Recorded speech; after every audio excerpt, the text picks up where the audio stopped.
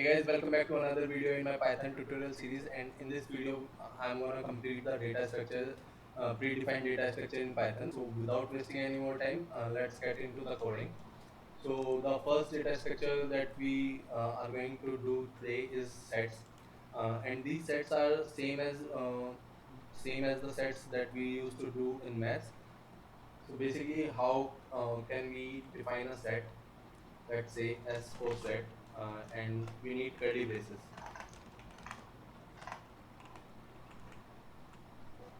And here we can provide any kind of values like 1 comma 2 comma 3, and you can check the type of the sets, and it is saying it is a set. What is the specialty of the set is that you can have multiple values. For example, now if I print the set, you can see that 1 is not repeated. Okay, so this is the specialty of the set, and you can check all the functions here.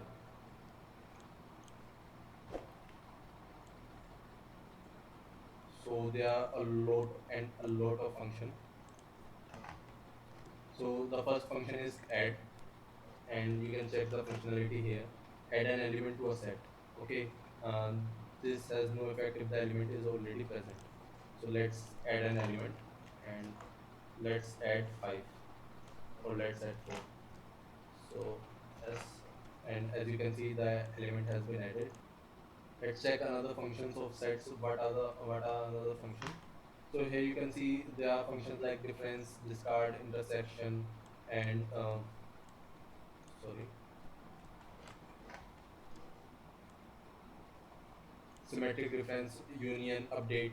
So you can find these functions like union, symmetric reference on Google, and you need to study them by yourself. Let me just show you set theory. Okay, so you can study it here.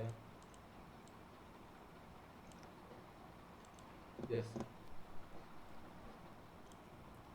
So you can study the set theory here, and you can go to this. What are sets? What is the notation of set? And it is going to tell you what a subset is. It is going to tell you what a proper subset is and things like that. And you can also search like union, reference, operations in sets. So it is going to tell you all the operations that you can perform, and you need to study them by yourself. These are not difficult, but if I will explain you, you will not understand them because it needs practice. Okay, and let's just take a simple example like pop. So this function does nothing, but it popped the first value, and now if I run the s, it is showing me 2 3 4. Now the second data structure for today is dictionary.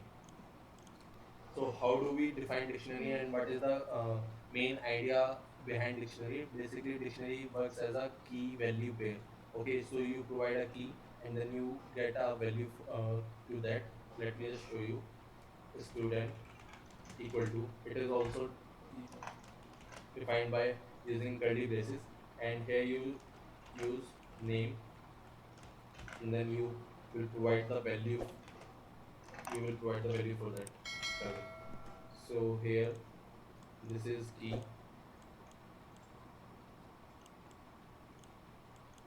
and this is value. Okay, so here this is key and this is value. So student, let me just cover it.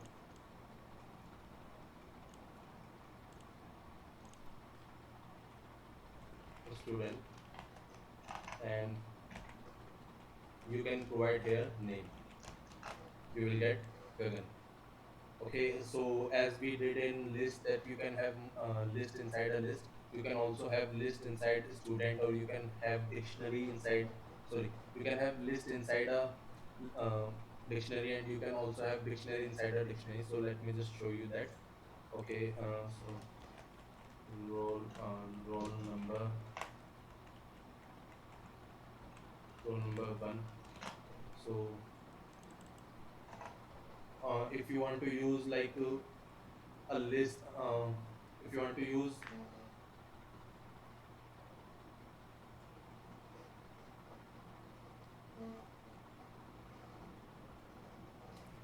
okay, so if you want to use a dictionary inside a dictionary, what you can do is that student one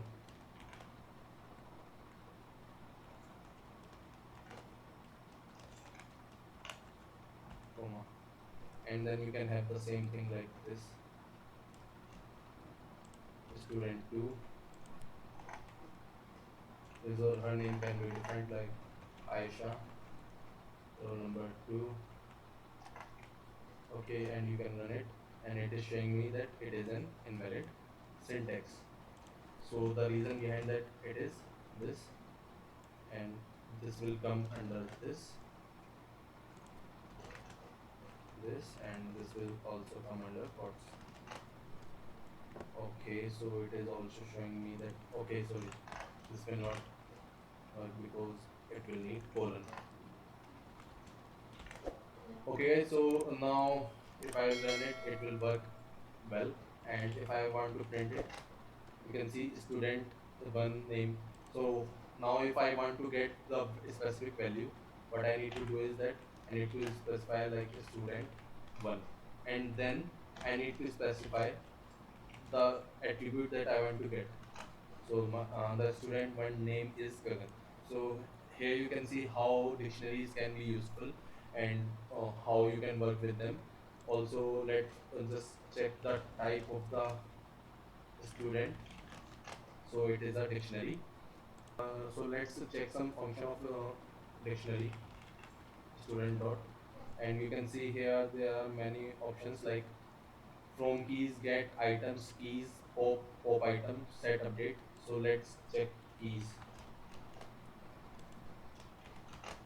and here you can see the student has two keys like student one and student two.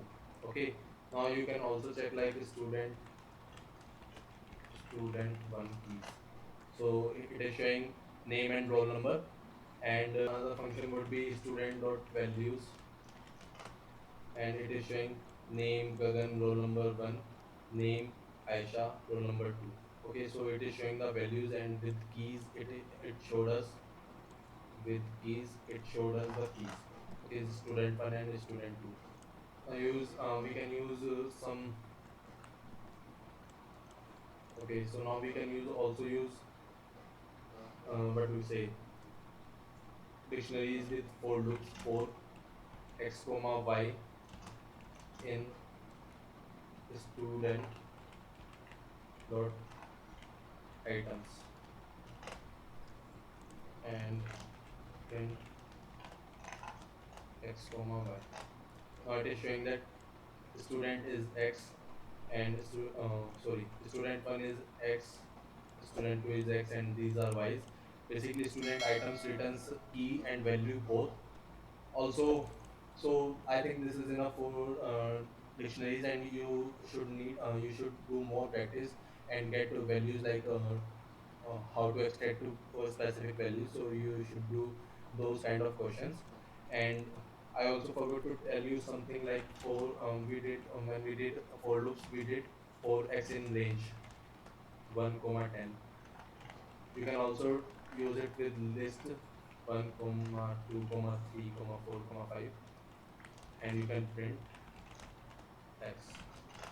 Okay, so we will move on to strings. Okay, strings are basically string. Here is the string. These are just collection of characters like my name is Gagan. So what string do we have?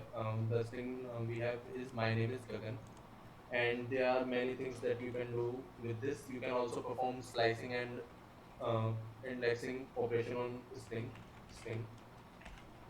Let's say I want to just get Gagan. So what I will do is that I will start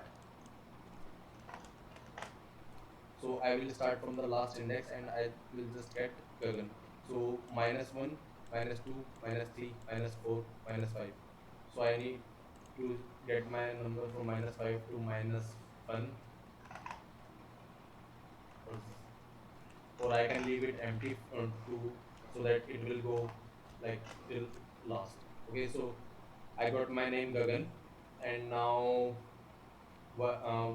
you can perform like every operation that we did in a list, every slice operation that we did in list on a string. You can also make this string as palindrome.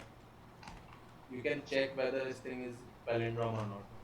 So here the string is reversed, and let's say race car. Yes. So S is equal to race car. So now you want to check whether the string is palindrome string or not. So you can check S is equal to S minus 1. And it is showing true. This means that this string is a palindrome. And let's check some functions. So there is a function like capitalize. It will capitalize all the words. So I'm gonna do this with my name string. Sorry, my name is Gagan. So you can see that the sentence is capitalized. Okay, so let's check another.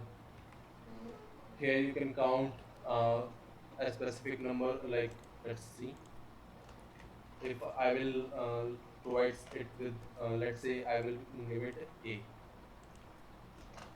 So it is showing me that we have a count of three of A character. The first is here, the second is here, and the third is here.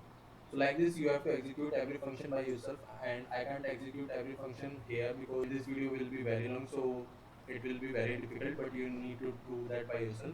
And thank you for watching my video, and I will see you in the next video. Thank you.